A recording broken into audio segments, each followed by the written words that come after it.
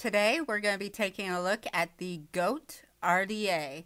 I picked up this product for the purpose of this review. I actually picked up several of these. I bought 3 of these GOAT RDAs. I got a couple tucked back for giveaways. Stay tuned for that. So let's go ahead, get right into it, open up the packaging, and see what comes with the GOAT RDA. Here's what the package looks like when you open it up. You have your GOAT RDA and 2 spare coil heads. So the spare coil heads included, you're going to have one that is a 22 gauge anarchist wire. That one's going to ohm out to a 0.13 ohms and is touted as the Cloud Chaser coil head. The other coil head that you're going to receive in your package is going to be 24 gauge anarchist wire coil head, and that one's going to ohm out to a 0.19 ohm coil head, and that's touted as the Flavor Banger coil head. When you remove the atomizer, you're going to find underneath the atomizer is going to have a little baggie with some spare O-rings there. So looking closer at the GOAT RDA, this is a 24 millimeter in diameter atomizer. It is made of stainless steel. We have here, you can see it has a squonkable 510 pin pre-installed. There is no removing that, and we'll go into that more in detail once we open up and look at the base.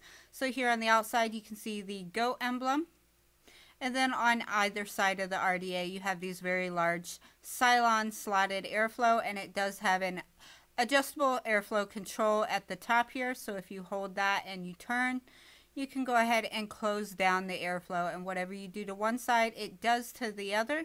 And if you keep turning, you'll see that there is a slot opening up on this side, but not on this side. So they did include a single airflow control option, even though for right now, the coil head bases here are dual coil.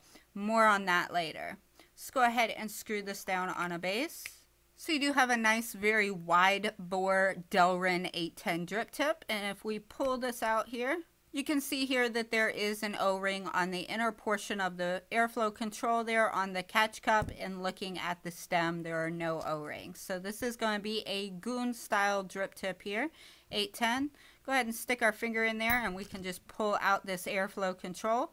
So the airflow control is held on by a single rubber O-ring there, and you can see your single airflow and your dual airflow slots there. So there's the barrel. Very well machined, nice and clean, no sharp edges anywhere on this. This thing is flawless. Has a really nice conical shape there on the inner side of the barrel there. And then here you have your outer barrel, and we can go ahead and remove that, and that's just going to be a plain cylindrical barrel, no notches or anything. Everything again is really nicely machined, no sharp edges. Everything feels really nice. And then here's your base. So if you think of this base looks pretty weird, well, there's a reason. This is your atomizer base, but you don't install coils, you install coil heads. So the GOAT RDA, or as I would call it, is the GOAT drippable atomizer. I really wouldn't include the R there because this is not rebuildable at this moment. Now, Nick GrimmGreen did talk about in his video that they do have lots of ideas for different coil heads for the future.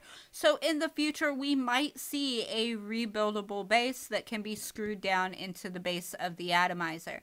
For now, though, these are pre-built coil heads, kind of like you would see in a sub-ohm tank, except this is a dripping atomizer, and it is also a squonkable atomizer. So as you can see here in the post, there is a hole on either side of these posts, and that's where your e-liquid is going to come out when you squonk it.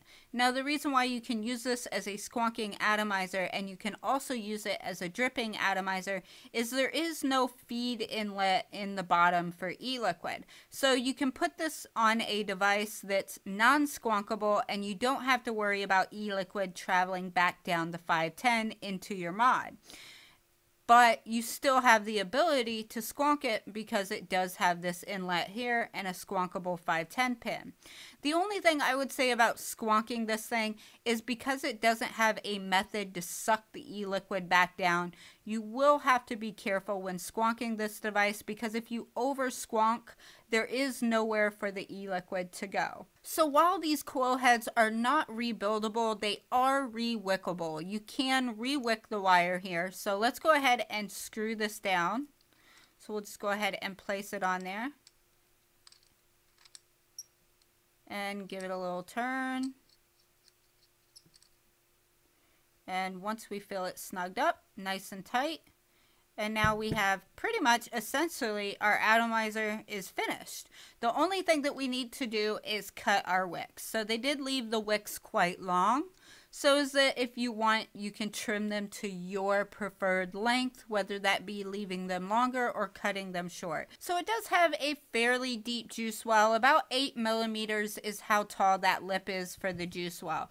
So we're not going to cut our wicks too short, but we're not going to leave a lot of length on them because I don't feel we really need to. So let's go ahead and just cut them even there with the outside lip of the deck. So I'm just going right across the lip of the deck with my scissors and then cutting. Go ahead and just fluff these out a little bit. And then I'm going to just tuck my wicks down in there. Now, once I get these wicks tucked down, I'll go ahead and show you where they sit. So as you can see, my wicks are just lightly resting on the bottom of the base here. I could have definitely left them longer and tucked them underneath my coil if I wanted to, but I like my wicks just to touch the base of the build deck. I don't like a whole lot of extra wick. Now, of course, if you don't want free e-liquid just running around in your deck, you could leave those wicks longer and stuff them down in there, and that would act as an absorbent for extra e-liquid flowing down in the deck. These are spaced round wire coils, so there should not be any hot spots or any issues where I would need to remove the wicks to check the resistance or anything like that. We can go ahead, juice it up, put it on a regulated mod and check the resistance that way. And then if we do encounter any problems, we can go ahead and troubleshoot from there. Let's go ahead and see how it squonks. So we're going ahead and squonk it, and as you can see, that e-liquid comes out from the top and just travels over top of the coils. So it's kind of like a waterfall effect. The only thing, again, with this type of squonking is that you have no inlet for the e-liquid to go back into the bottle. So you don't want to over squonk this device. We can go ahead and line up our barrel. So this barrel does not have any kind of locking ring or anything like that. So you simply just need to line up your slots with your coils there. And as you can see right there, we can see our coils right through that slot there. And then we'll go ahead and line up our airflow. And there you have it, the GOAT RDA, one of the simplest drippable atomizers I have ever used. Let's go back up top, vape on it, and I'll give you my thoughts and opinions. And that was the up and close look of the GOAT RDA by GrimmGreen and OhmBoy OC. So what are my thoughts? Well, I'm going to get right into it, and I'm going to keep it pretty short and simple, just the way this RDA kind of is.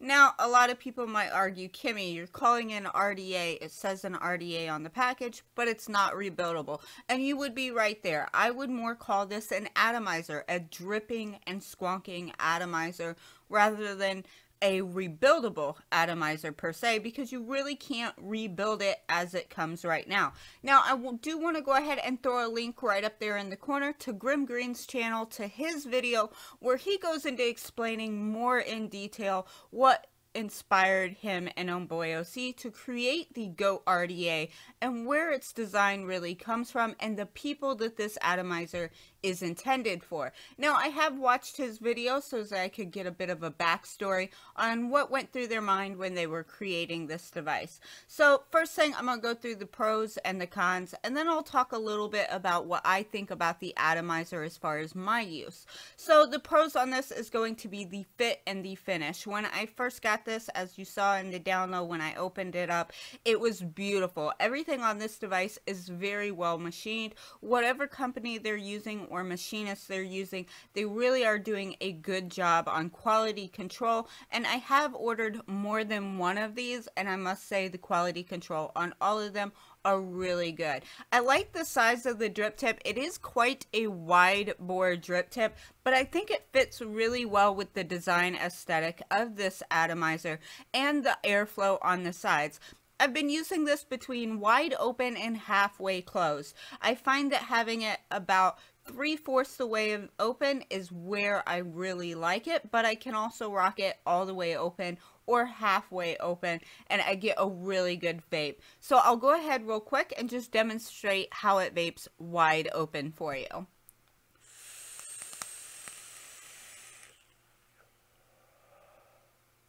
So what I am rocking in here is the 22 gauge Anarchist wire coil head, which ohms out a bit lower. They say on the package a 0.13. Now on the device that I'm using it on, it is reading it as a 0.11.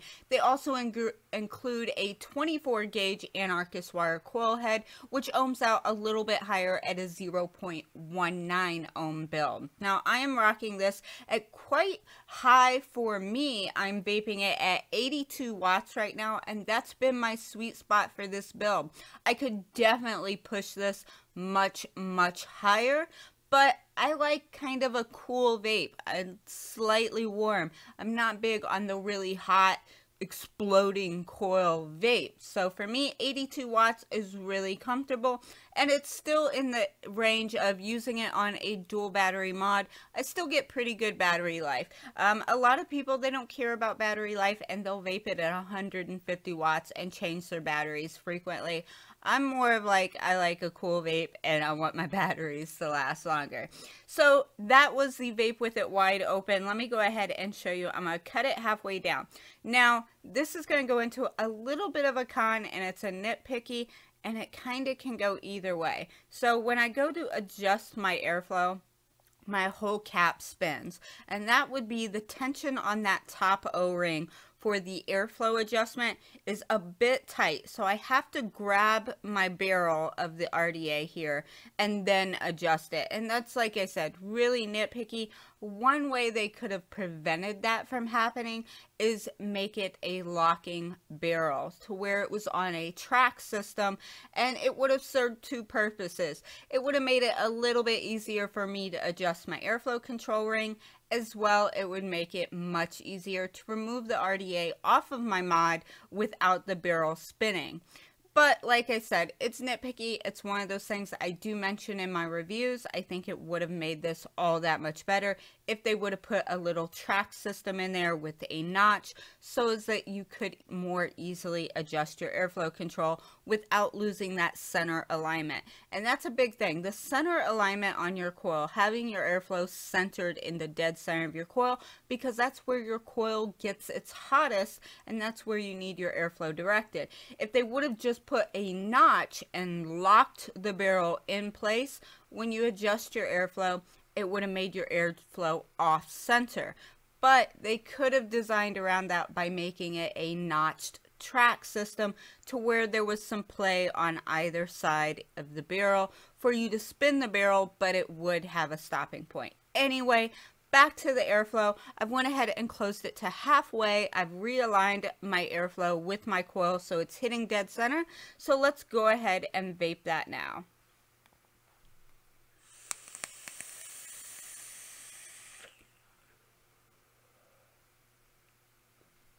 Just as much vapor production, quite honestly, and the flavor is really good, you guys. I'm telling you, the flavor on this atomizer is delicious. I've really been enjoying it. The flavor on it is what did it for me. I'm not a big clouds person. I don't care about a ton of vapor production and a ton of airflow. I vape most of my atomizers restricted. If it's got a wide open airflow, I adjust it down to like 3/4 the way open or half the way open. Fully open, it's not too much airflow for me. It has just a little tiny bit of restriction in there. It's not the widest airflow I've ever tried. It does have a really good amount of airflow for the type of coils that they're using in there. So next, what can I say about this? I told you the fit and finish. I really like the flavor and the vapor production. The airflow on here is nice and smooth. The only thing I would have liked to have seen was really that they put a track system in there to lock that center barrel so that when you adjust your airflow control, it wouldn't go off center, and as well it'd make the RDA easier to remove off of the mod. So that's, you know, my thoughts as far as pros and cons. I think it's a really great device. Now, if you're watching this video and you have rebuildables like RDAs and RTAs, and you're thinking, well, this is kind of silly that there's a coil head that you install into the RDA, making it not really an RDA. I'm really glad that something like this is on the market. Now, I think I've heard people say there has been this on the market in the past, that other companies have tried to do it. Well, I don't have those devices, and those devices aren't sitting in front of me. So what I'm reviewing is this device, and the fact that this device makes it so people that are using sub-ohm tanks, people who have wanted to get into dripping, they want to try and see what the flavor and what all the fuss is about with dripping and squonking. This gives them that option without having to really have any knowledge of building. They'll need to learn a little bit with wicking. Obviously, this is re-wickable, which means your coil heads are going to last you a really long time. So I see this geared towards people that are just beginning to look at drippers and squonkables and RTAs, RSAs, things like that. This is going to be a really nice stepping block for them to start into it without feeling overwhelmed of needing to know how to build. Also, it's going to help people that can't build. As I've mentioned many times in my reviews about people that have dexterity issues, I point out when something is hard to open, something is hard to adjust, because there are a lot of people out there that don't have good dexterity in their hands. They don't have mobility in their hands. They may have arthritis, carpal tunnel syndrome, or other issues. They may have sighted issues where seeing that tiny little wire and trying to build would be extremely difficult for them, and therefore they never really get to experience rebuildables. This is a great stepping stone for people like that, and people who just really don't want to learn how to build or are afraid to learn how to build. And this could really open the doorway to those people to see what it's like to vape on a rebuildable, essentially, and get that dripper flavor and the squonking. That's something that I didn't talk a lot about here, is the fact that these coil heads are squonkable. You don't have to worry about changing any kind of pins, which again, looking at the fact that this is a stepstone atomizer for people coming out of sub-ohm tanks, they want more airflow, they want to be able to experience dripping. You also can experience squonking if you don't know how to build and you want to squonk and you want to go into what it's like to squonk and you want a squonk mod. This is a great atomizer for that. Now, I will say, because this is not necessarily a squonking atomizer, it's a atomizer that you can also squonk. It doesn't have a feedback system, so there's no way for the e-liquid to go back down through the 510 pin into your bottle. So over squonking can be an issue. But to that, I would say over dripping can be an issue with any atomizer. If it doesn't even have a squonk pin installed and you over drip, you got a bunch of free floating e-liquid in your atomizer. So just be aware that when you squonk, you need to squonk reasonably. You need to make sure that when you squonk, you're not over squonking. Don't flood your deck. Now, if you do squonk and you find that you're getting a lot of e-liquid pooling up in the deck, what I do recommend for that is to leave your wicks a little bit longer. Leaving your wicks a little bit longer, tucking them down, kind of laying a bed of cotton in a sense down there in the bottom, will allow the cotton to hold that extra e-liquid rather than it just sloshing around for you.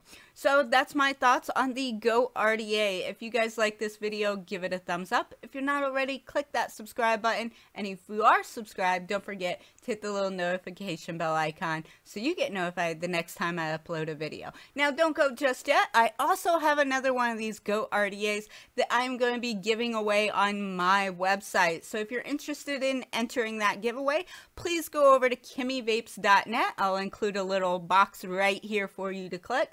And there you can leave a comment on my video and enter the giveaway. Make sure that you follow all of the directions in that video. Thank you guys so much for watching. Have a great day. Bye-bye.